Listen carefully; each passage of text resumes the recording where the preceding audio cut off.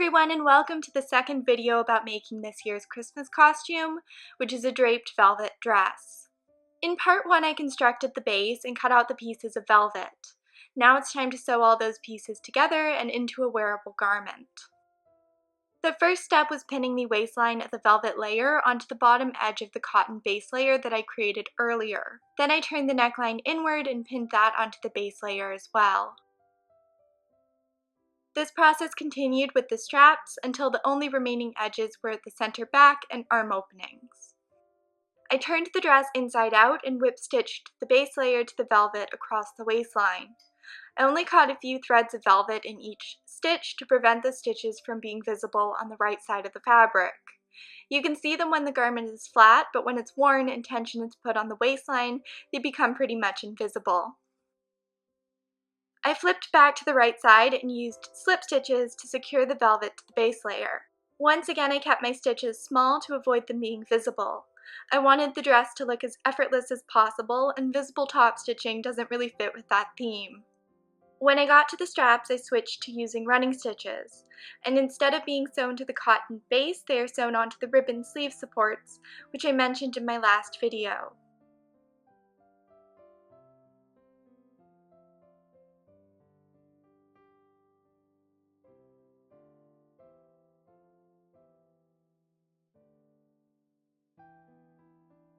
After the top edges were sewn down, I turned the arm openings inward, and to do this I had to clip into the raw edge to get it to turn over smoothly. I also turned the bottom edge of the strap inward, and the velvet at the center back was tucked underneath the cotton and pinned down. I sewed these portions down from the underside of the bodice, once again using whip stitches. And I did check the top layer fabric throughout this process to make sure nothing was puckering. However, the underside of the strap was sewn from the right side of the fabric, and once again I switched to using straight stitches for this.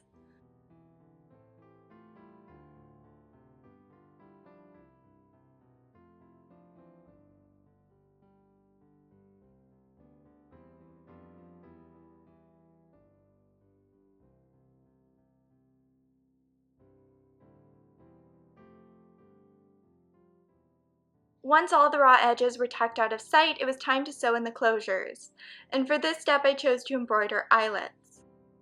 I started by marking them onto the back of the bodice, about 3/4 of an inch away from the edge, so they land between two boning channels. Then I used grommet pliers to poke holes at these markings, and my scissors to make the holes a bit larger. Then I threaded a needle with 3 strands of embroidery floss and started whip stitching around the hole. I usually go around the hole once with a half dozen or so stitches just to define the shape. Then I make the stitches a lot more dense until no fabric is visible around the hole. It should be completely covered and supported by thread. If you want to make your eyelets really strong, you can use a proper eyelet stitch, sturdier thread, and make the hole with an awl rather than pliers. But for this project that wasn't really necessary. And if you're wondering why I'm embroidering these instead of using metal grommets, it's because I think embroidered ones look more elegant since they match the material. I also find them to be stronger on garments, since the stitching interlocks with the fabric rather than sitting on top of it, which makes them less likely to tear out. This won't necessarily be the case with garments that require a lot of reduction, but for dresses I find it works better. And I always do them by hand because the machine eyelet stitch isn't very dense.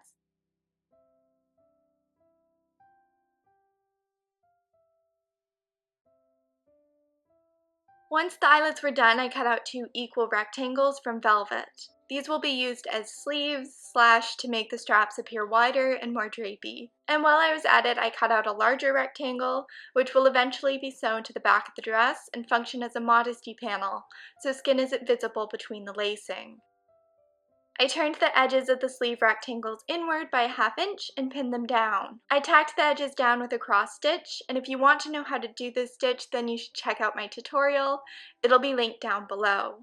I thought about lining these sleeves, but it destroyed the drape, and I was working on a bit of a time crunch, so I chose to leave the edges raw. But ideally they would have been serged, or at the very least cut with pinking shears.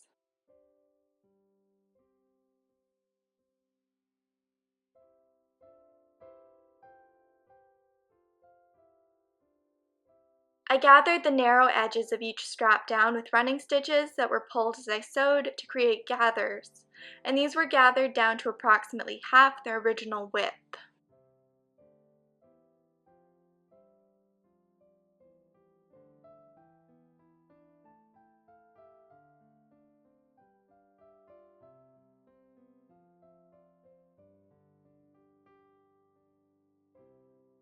I pinned these on just below the existing strap to either side of the arm opening, and the top edge was pinned to the bottom edge of the ribbon. And I apologize for the lighting, my camera must have been on the wrong setting for a while here. I sewed the gathered edge and the top edge of the strap to the base layer with more whip stitches.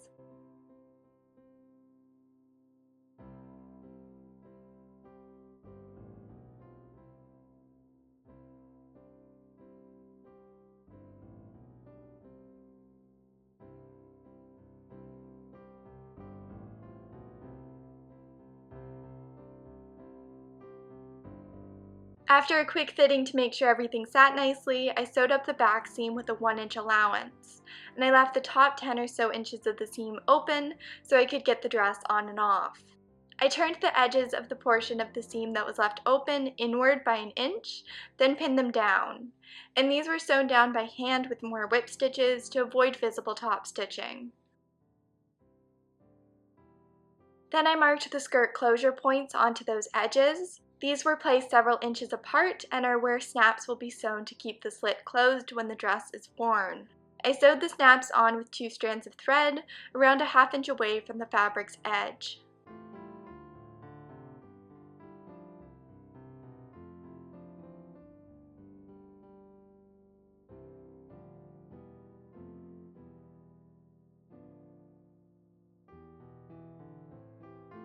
Then I sewed in the modesty panel. I turned the top and bottom edges inward, then sewed across them and finished the back edge with lace binding. Then it was pinned to the interior of the bodice and sewn down with whip stitches.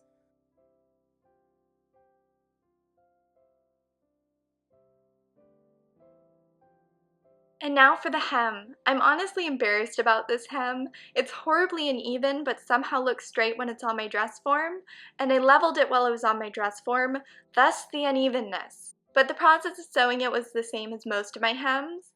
I turned the bottom edge inward by around a 1/2 inch and sewed it down with basting stitches.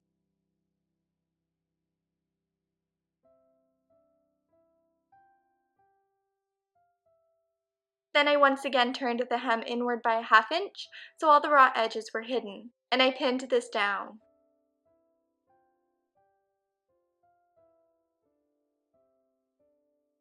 Since this is a relatively small hem, I sewed it down with whip stitches, and I tried to keep my stitches small so they weren't visible from the right side of the fabric. I didn't film myself sewing the entire hem, but hopefully you get an idea of the process.